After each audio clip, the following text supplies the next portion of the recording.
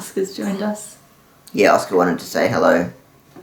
Oscar, how do you cope having an owner with a disability? Are you coping okay? Having an owner with a disability?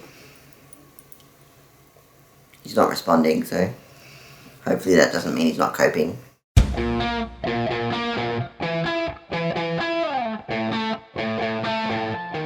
Hello, welcome back to Tea with Thompson. But today we're doing coffee with Carl because Carl doesn't like tea and he likes coffee. So we're changing it up a bit. Yeah, and your tea is cold. Yeah, so I'm just having coffee as well. So I don't think, it's been a little while since we've done a video with just the two of us. But Melbourne is now in our second lockdown. And it's a bit stricter than last time, so we've just been at home for the last couple of months. Yeah, we're not allowed to go outside unless it's for grocery shopping or important things like going to the doctor and that type of thing. So there's not much else to do really but film videos and drink coffee. But we thought we could talk about disability today, talk about the language people use around disability and just some of our kind of personal thoughts and observations around the difficulties people have with using the right language or thinking what the right language is. Oscar is barking outside, so we will persevere, but we might have to have a break and give him some food so he stops barking. We'll see how we go. People don't like saying the word disability or don't like saying disabled. This is often both people with disability and those without. People have trouble understanding what to say, when to use the word. I think society has made different words for disability. There's things like special needs or differently abled or that type of thing, and that's made things even more confusing. And why do you think people don't like saying the word disability?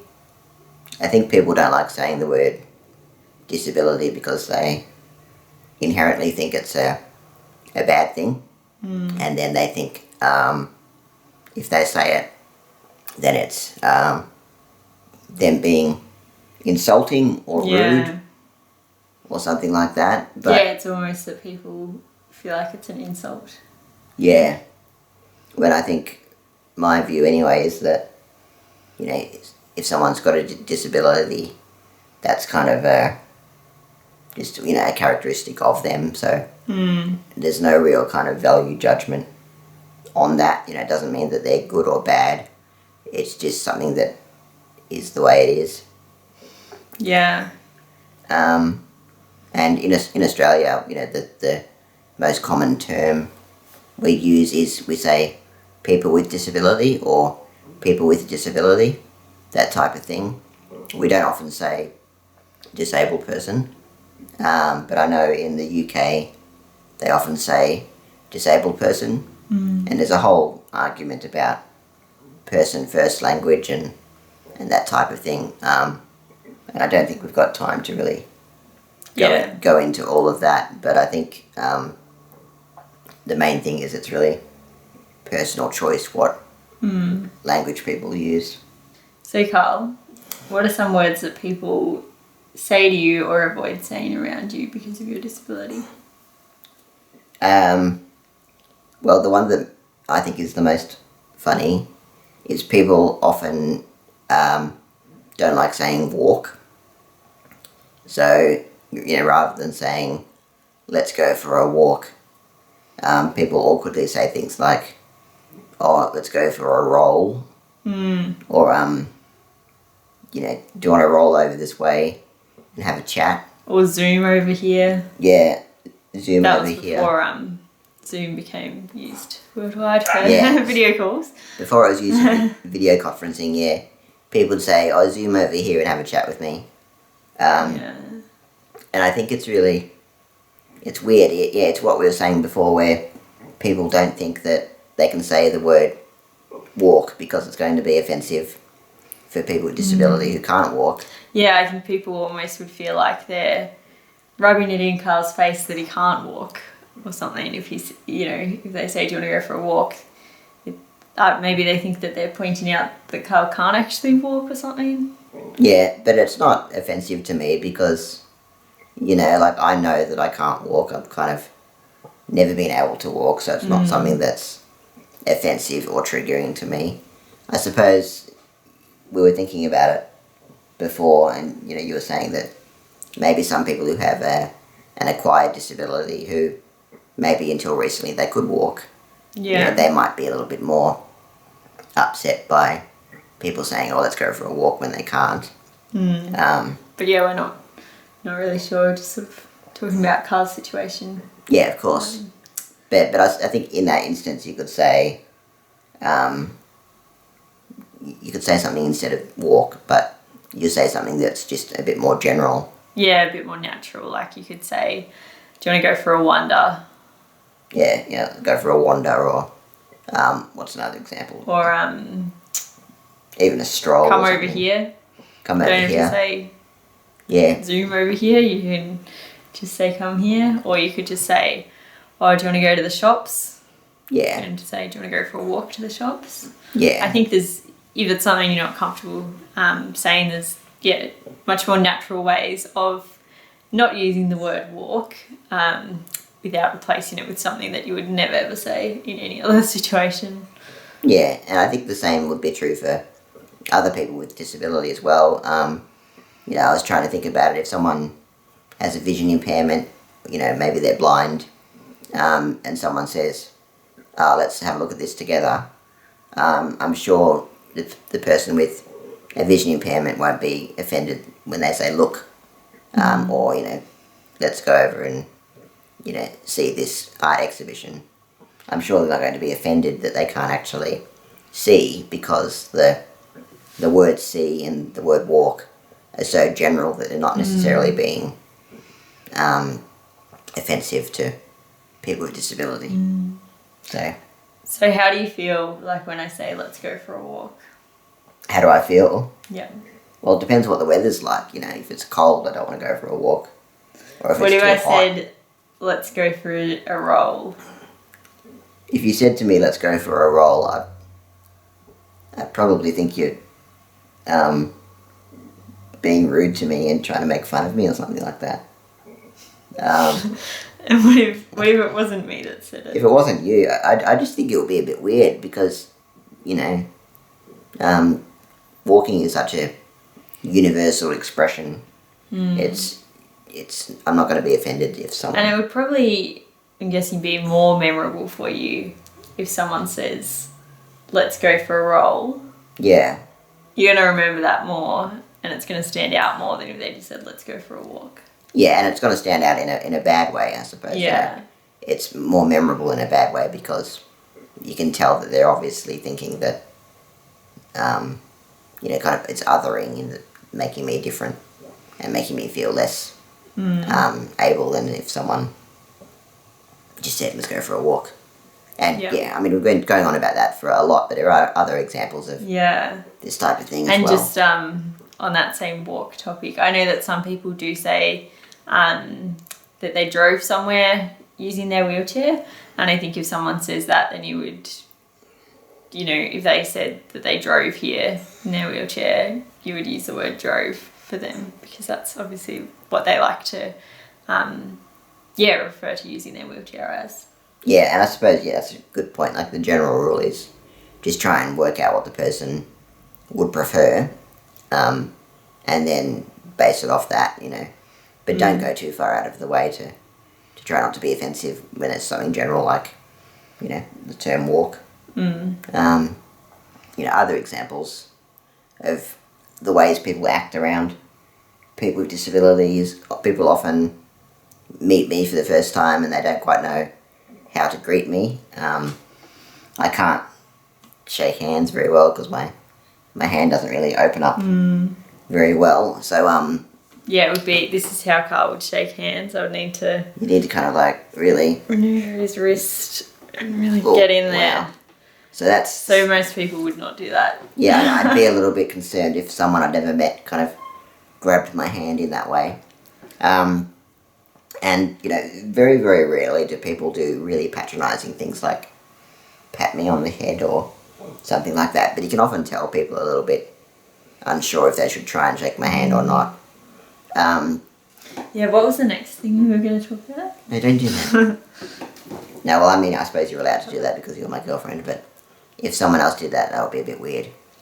But yeah, people think that they should try and shake my hand, and they, you know, sometimes they attempt it and then they realise it doesn't work and they end up just kind of like grabbing my hand awkwardly and doing that, which is kind of a bit awkward. So I suppose, as always, just kind of, you know, say, you know, do you want to shake hands? And if someone asked me that, I'd say, nah, it's all good. But yeah, but I guess if you're meeting 3 or 4 people and you shake everyone else's hand, then you're probably going to shake Carl's hand as well. I'm not that into shaking hands, so I'd probably just not shake anyone's. Yeah, I don't really do that. it's tricky. But I think, you know, try not to overthink it too much, and yeah, and definitely don't crouch down when you meet someone. I think that's it's always annoying when someone comes up to meet me and greet me, and then they you know, either bend over really, really far and say, you know, hello, or they, you know, kneel down on their knees, and it looks really awkward. Looks like a bit of a weird marriage proposal type scenario. So yeah. And there's often a lot of negative language used around disability in the media. So most of the time, really, if there's an article about someone that uses a wheelchair, they would say someone that is wheelchair bound, that's suffering from cerebral palsy, suffering from a disability. And just that language is, you know, saying suffering. Carl doesn't actually suffer. Yeah. Well. And I think wheelchair bound is the big one that is still in the media a lot. And I find it silly because I can get out of my wheelchair, you know. And I do, you know, obviously I don't sleep in my wheelchair. I'm not kind of bound to my wheelchair. Bound means kind of tied up. Yeah, and it makes it sound like it's a negative thing, like, oh, you're stuck to your wheelchair, which makes it sound like that's a bad thing, but yeah, you know, wheelchair is actually a good thing for Carl. Yeah, and I would be, if I didn't have my wheelchair, I would ironically be bed bound to a degree, so I would be stuck in bed, and that wouldn't be great, but obviously my wheelchair allows me to, you know, get out of the house, access all other rooms. At the moment, we can't get out of the house because of the coronavirus, but the point still stands that... we are housebound at the moment. Yeah, we are housebound, but I'm not wheelchair bound. Yeah. And yeah, the whole suffering from a disability. You know, some disabilities do have some pain attached to them, and some disabilities do have, you know, inconveniences that make things difficult. But it's a bit of an assumption to make. Yeah. To say that everyone is suffering. I mean, it's... from a disability. Yeah. You know, one thing that I think about is, you know, if they used the term suffering from, and then used a different character trait description, you know, if they said, oh, Kirsty, you're suffering from being a woman, you know, people wouldn't say that because that's just stupid. So why would you say... I mean, they used to, though, you know. Like, well, maybe they did, yeah. Stereo back in the... Yeah. Whenever that was. So it's something that, you know, we wouldn't do now, but for disability, people still use this language. And I think it's that people have that... They have an internalised bias that having a disability is a bad thing. So anyone with a disability must be suffering. Yeah. They couldn't be living a good life because they have a disability. That's sort of what that using the word suffering in the media is saying or implying. And I think also because lots of stories about disability in the media are when something bad has happened or when there's, really sad news. So that doesn't really help either. Yeah. But often the bad news is not necessarily about the disability itself. It's more about how someone's been treated or a lack of access to things. Yeah. And that type of thing. Yeah. So, yeah. And I don't know, when you introduce me to people, Kirsty, not in person, or, if you're talking about me, what do you say? Well, I just talk about my partner, Carl.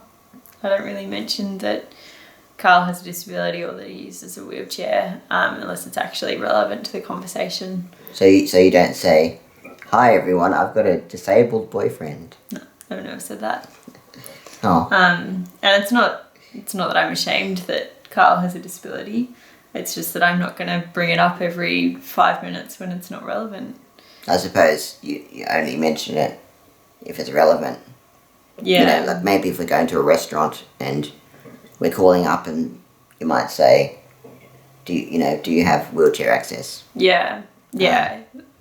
It's probably the only time I would straight out say that Carl had a disability. But yeah, I don't really mention it until it's actually relevant to the conversation I'm having with someone.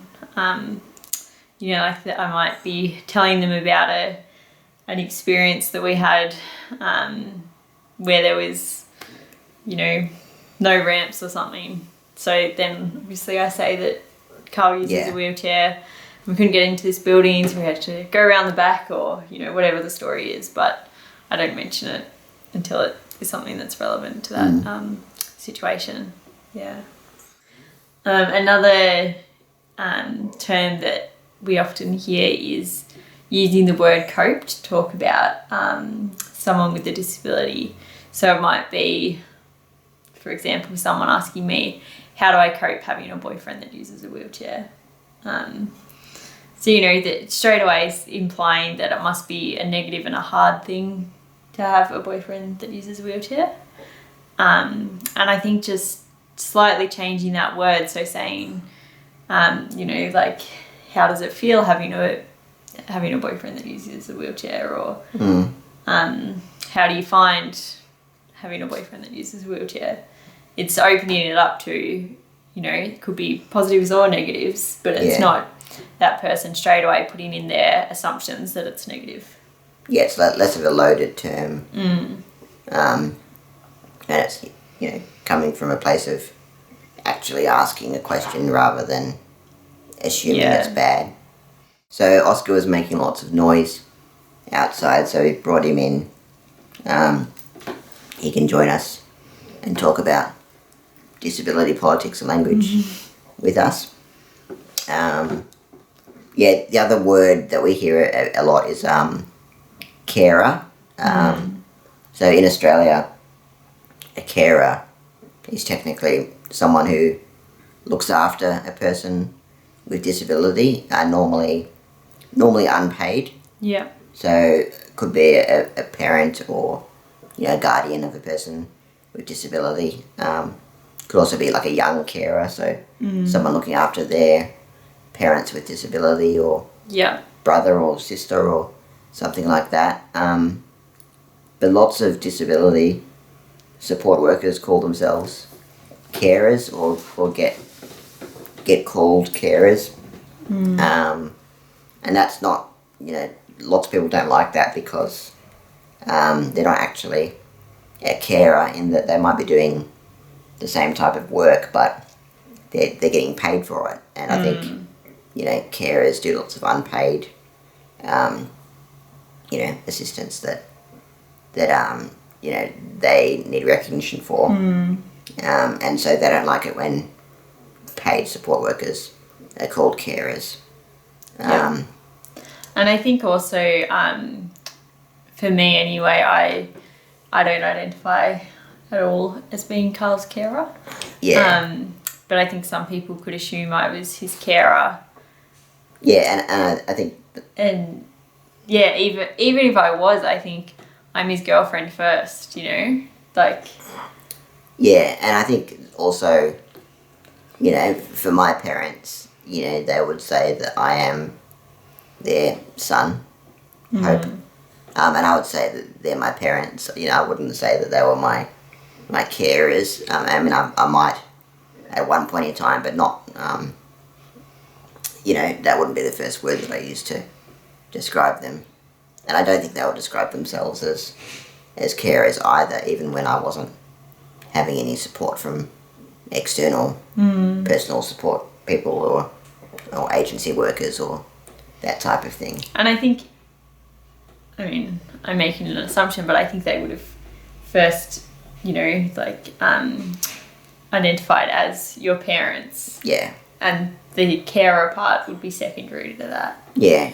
And in Australia anyway, if people with disability get enough support from, from the government in terms of funding to pay for support workers or to pay for wheelchairs and equipment and stuff that people need, then, parents or whatever don't really need to be carers. They just need to be parents, because lots of the extra work, I suppose, that goes into helping someone with a disability is then taken care of by the actual staff that you choose to work with. And I suppose that's why, hopefully, you don't identify as a carer, because we've got other people who come in and help me with, getting dressed and having a shower and eating and stuff. So you don't have to be my carer. You can just be my girlfriend if you choose to be. Hopefully, we'll see. You do. But apart from that, we're carers to Oscar as well, unpaid carers. Yeah. And we're not his parents because he's a dog, and we're humans. So technically, we're not parents. We're just carers. Owners? Owners is probably the correct word. But yeah, so that's... Anyway, enough about the rant about carers. So Carl. Yeah. To summarise. What are we summarising? Yeah. How would you like people to refer to you? What would be your ideal? Just say, that's Carl. He's... So just your name? Alright, or annoying or cool or whatever you want to call me. So you just want your name? Just my name, yeah. That's quite innovative. Yeah, I mean, if it's relevant to talk about my disability, you can, but only if it's really relevant. So, yeah, I think that's the thing. It's not that I'm, ashamed of having a disability. It's just that it's, one part of who I am. And I guess you don't want to be known as the wheelchair guy or the disabled guy. Yeah. You're Carl. Yeah, and not because I don't like, using a wheelchair. It's just because there are other things about me that I'm interested in, So, yeah. But I think, again, just a bit of a reminder, these are my thoughts and Kirsty's thoughts. Everyone's different, but, it's always important to ask the person how they want to be referred to and that type of thing. But yeah, hopefully the coronavirus isolation philosophical chats have been interesting. Yeah. And if you want to listen to more of our random ramblings, please feel free to subscribe to my channel. And yeah, we'll no doubt see you in another video soon. So, bye. Thanks for watching. Thanks for watching.